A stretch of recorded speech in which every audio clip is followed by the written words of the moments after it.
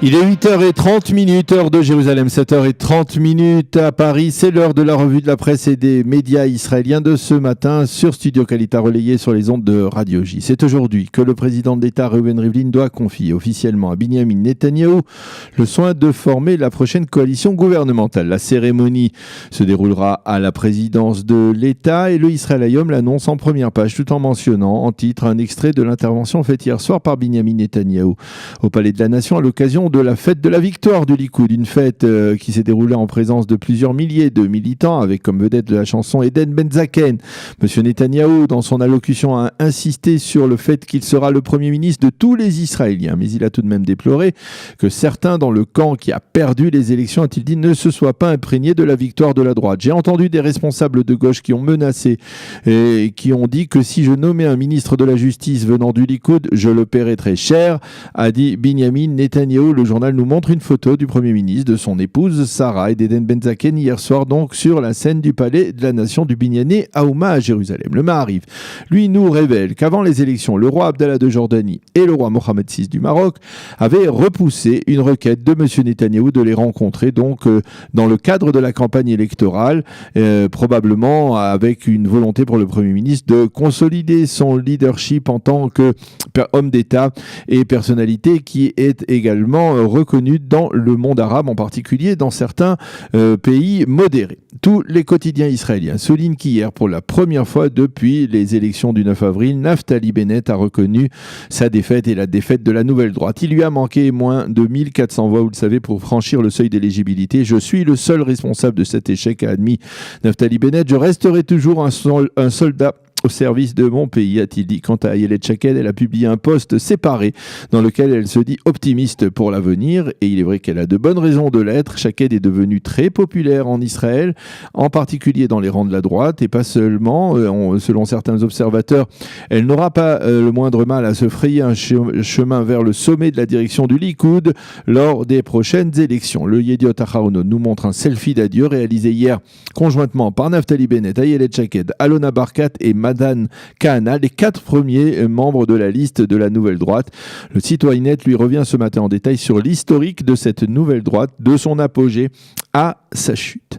Les médias hier soir et les quotidiens ce matin se font l'écho des tensions entre deux futurs composants de la prochaine coalition gouvernementale, les orthodoxes et les laïcs d'Israël Beiteinu, face au positionnement très ferme d'Avigdor Lieberman, qui, je vous le rappelle, refuse de renoncer au vote de la loi sur l'enrôlement des élèves des yeshivot. Les orthodoxes du judaïsme de la Torah, Ashkenaz, ont aussi fait les gros bras hier. Yehuda Schlesinger, dans le Israël Hayom, affirme qu'au bout du compte, Lieberman et les orthodoxes vont réviser leurs exigences à la baisse, car ni l'un ni l'autre ne veulent, ni les autres ne veulent précipiter à nouveau le pays vers des élections législatives. Le Israël Hayom fait ce matin la promotion de l'entretien que lui a accordé le journaliste d'extrême gauche Gidon Levy.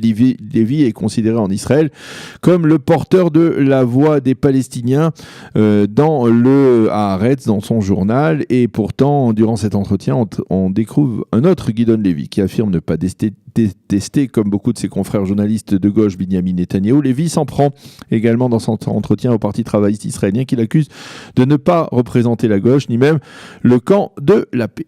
Le Haaretz, lui, revient sous la plume d'Amos Harel sur l'accord conclu entre les détenus palestiniens, le Shin Bet et l'administration pénitentiaire, un accord qui a permis d'éviter de très vives tensions dans les prisons israéliennes à l'approche de la fête de Pessah.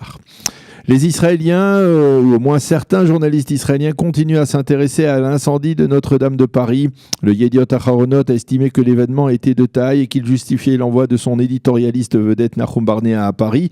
Et celui-ci, donc, de la capitale française, décrit le flux incessant de Parisiens hier vers Notre-Dame pour prendre des photos de l'édifice incendié, pour se recueillir et pour prier. Les catholiques ont tenté de trouver une explication spirituelle à cet incendie intervenu peu avant le début de la Semaine Sainte, peu avant la fête de la Pâque chrétienne. Nahum Barnea cite également ce matin le président français Emmanuel Macron, qui a promis que la restauration de la capitale sera terminé dans 5 ans, c'est-à-dire à l'occasion des Jeux Olympiques qui se tiendront à Paris en 2024. Il souligne que de généreux donateurs ainsi que le peuple se sont déjà mobilisés, ont versé des centaines de millions d'euros dans les caisses de la fondation qui sera chargée de la restauration de la cathédrale. Le Yediot Aharonot nous montre en pages intérieures une photo impressionnante de la nef de Notre-Dame, totalement dévastée. Quant au site Ynet, eh bien, il affirme que cette tragédie pourrait avoir le même effet en France que le 11 septembre à New York, le 11 septembre 2001 à New York, et faire donc augmenter le nombre de touristes qui viendront tout simplement contempler la cathédrale en ruine. Les quotidiens israéliens reviennent sur l'annonce faite hier soir par Miri Regeula, ministre de la Culture, à Yehuda Poliker, le chanteur d'origine grecque, qui sera invité le soir du Yom HaAtzmaut à allumer l'une des 12 torches symbolisant les 12 tribunes d'Israël. Poliker, qui est le fils de rescapé de la Shoah de Salonique, a appris la nouvelle donc de la bouche même de Miri Regev, venu assister à l'un de ses concerts à Herzliya, et il n'a pas caché son émotion. Elle lui a dit: Yehuda, vous êtes l'un des symboles du renouveau culturel de notre pays après la Shoah. Nous approchons, vous le savez, de la fête de Pessah, et ce matin, on peut trouver dans la presse israélienne plusieurs pages liées aux préparatifs de la fête, en particulier à la mobilisation de certains Israéliens en faveur des plus nécessiteux. Le Israël Hayom souligne qu'à Maalot, en Galilée, se tiendra par exemple un seder de Pessah tout à fait particulier, parce qu'il rassemblera uniquement des rescapés de la Shoah. Un seder organisé et initié par une Israélienne de 64 ans, Tova Maoz, qui chaque année rassemble entre 100 et 120 rescapés de la Shoah qui n'ont pas de famille. Elle raconte que la première année, il y a 4 ans, lorsqu'elle a organisé donc ce seder, elle a rencontré des rescapés de la Shoah qui n'avaient pas participé à un véritable seder de Pessah depuis la fin de la guerre. Le Yediot Aharonot, lui, nous montre une photo d'un autre type de seder de Pessah, celui organisé hier à l'ONU par l'ambassadeur d'Israël aux Nations Unies, Danny Danon, à l'intention des ambassadeurs de pays représentés au Palais de Verre à New York. Il y a eu un répondant assez massif à cette invitation. Le Yediot Aharonot lui consacre également une double page à ce qu'il appelle les scènes de supermarchés. Les supermarchés israéliens, qui, il faut le souligner, sont pris d'assaut par des millions d'Israéliens en cette veille de fête. Ainsi, Corinne Elbaz Alouche, l'une des journalistes du Yediot Aharonot, relate sa propre expérience. Nos ancêtres sont restés 40 ans dans le désert. Moi, je suis resté 40 minutes dans la queue des caisses du super. Elisha Ben Kimoun, une autre journaliste du Yediot, elle s'est rendue au super de Rami Lévi à Ariel, et elle affirme avoir attendu 1h20 pour pouvoir payer ses achats. Elle paraphrase la Haggadah de Pessah et écrit: à chaque génération, il faut savoir rester zen lorsque l'on va au supermarché en perspective du Seder. Quant au Haaretz, eh bien, il nous permet de nous préparer à l'après-Seder en nous indiquant que l'hippodrome de Césarée sera, durant les fêtes de Chol HaMoed, le théâtre de véritables courses de chars romains, comme à l'époque, il y a plus de 2000 ans. Voilà donc pour cette revue de la presse et des médias israéliens de ce matin. Nous allons marquer une pause et on se retrouve pour la suite de notre programme.